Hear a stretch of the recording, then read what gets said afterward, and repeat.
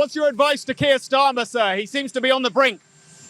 Well, my advice to him has always been open up your oil in the North Sea. You got one of the great oil finds anywhere in the world, and you're not using it. They're not allowed to use it. And it's one of the best in the world, among the best oils in the world. Open up your oil in the North Sea and get tough on immigration. Did he stay or go? Europe is being very, very hurt by immigration all over Europe. Did he stay or go? That's up to him. But I've told him from day one, you're getting killed on energy. You're windmilling your country to death. Open up the North Sea. You have one of the greatest sources of energy in the world. Open up the North Sea. The pressure is from Nigel Farage, sir. At what point are you done negotiating with Iran? Well, we're going to see what happens. We're only making a good deal. We have their military's gone. It's wiped out. And we're only going to make a good deal. And we'll see what happens. But I believe that one way or the other, it's going to be very good for the American people. And I think actually very good for the Iranian people. Are you reconsidering the Pakistanis as mediators? No, they're great. What? I think they're great. Mr. I think President, the Pakistanis have been great. The Field Marshal and the Prime Minister of Pakistan have been absolutely great. Mr. President, what is your message to President Xi as it relates to the Iran war?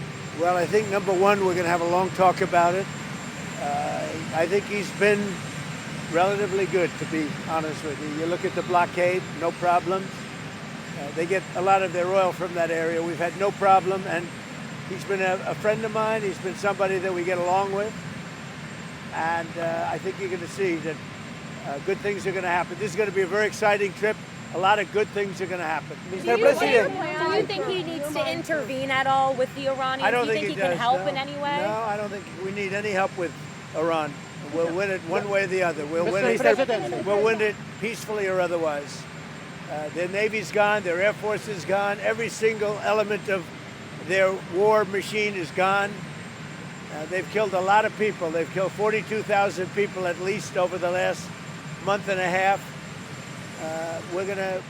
We win. Mr. President, no matter how you cut it. Mr. President, what do you think of Do you believe, Mr. Kurdi, sir, Mr. President, do you believe your visit to China will impact of international economy and price of oil? It's going to be a positive. We're going to have a very good meeting. I spoke with President Xi.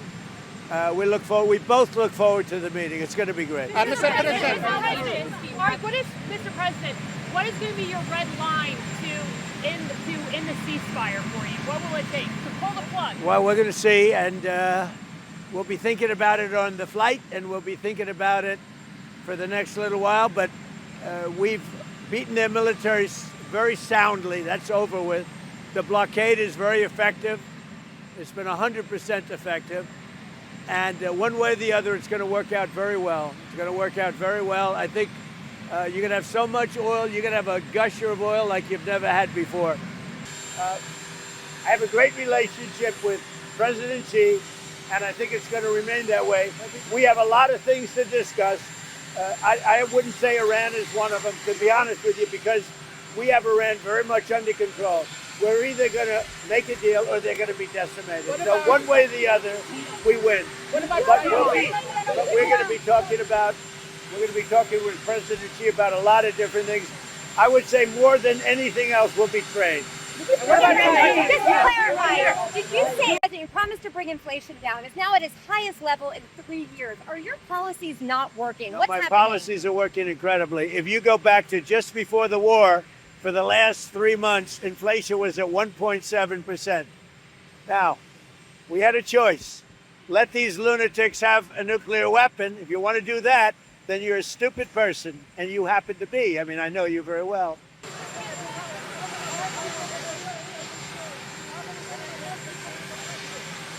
And as soon as this war is over, which will not be long, you're going to see oil prices drop, and you're going to see a stock market, which is already at the highest point in history, go through the roof. You're going to see the golden age of America, frankly, and you're seeing it now. So as soon as this is, don't forget, you have hundreds of ships that are loaded up with oil that want to come out. As soon as they come out, we're going to have a gusher of oil. Our inflation is just short term. Because if you go from just before the war, we were for the last 3 months 1.7%.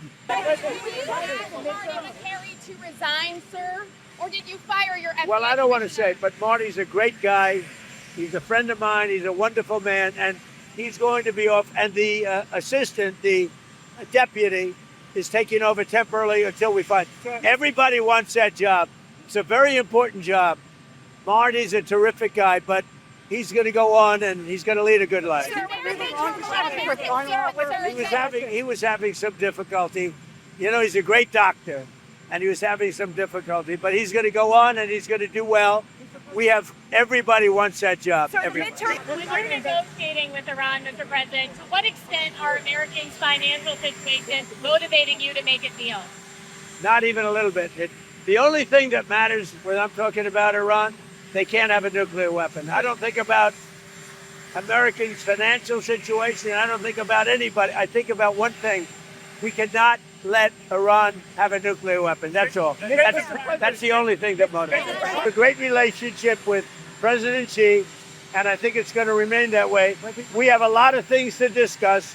I wouldn't say Iran is one of them, to be honest with you, because we have Iran very much under control. We're either going to make a deal or they're going to be decimated. So one way or the other, we win. We're going to be talking with President Xi about a lot of different things. I would say more than anything else will be trade. People, as you embark on this summit, That we're going to have a great relationship for many, many decades to come. My relationship with President Xi is a fantastic one. We've always gotten along, and we're doing very well with China, and working with China has been very good. So we look forward to it.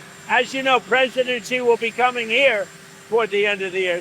When you're negotiating with Iran, Mr. President, to what extent are Americans' financial situations motivating you to make a deal? Not even a little bit. The only thing that matters when I'm talking about Iran, they can't have a nuclear weapon. I don't think about Americans' financial situation. I don't think about anybody. I think about one thing. We cannot let Iran have a nuclear weapon. That's all. That's the only thing that motivates.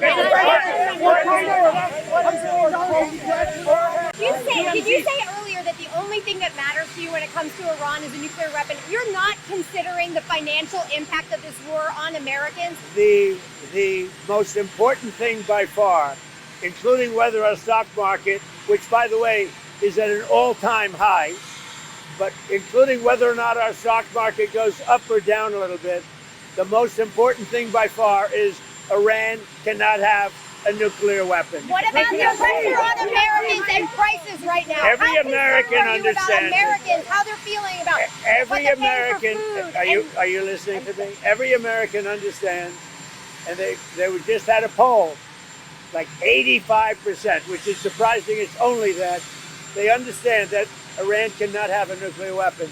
Now, if the stock market goes up or down a little bit, the American people understand it. When it's over, you're going to have a massive drop in the price of oil, which a lot of people thought would be higher.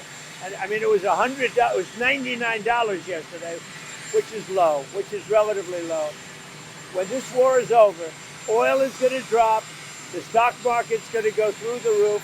And truly, I think we're in the golden age right now. You're going to see a golden age like we've never seen before.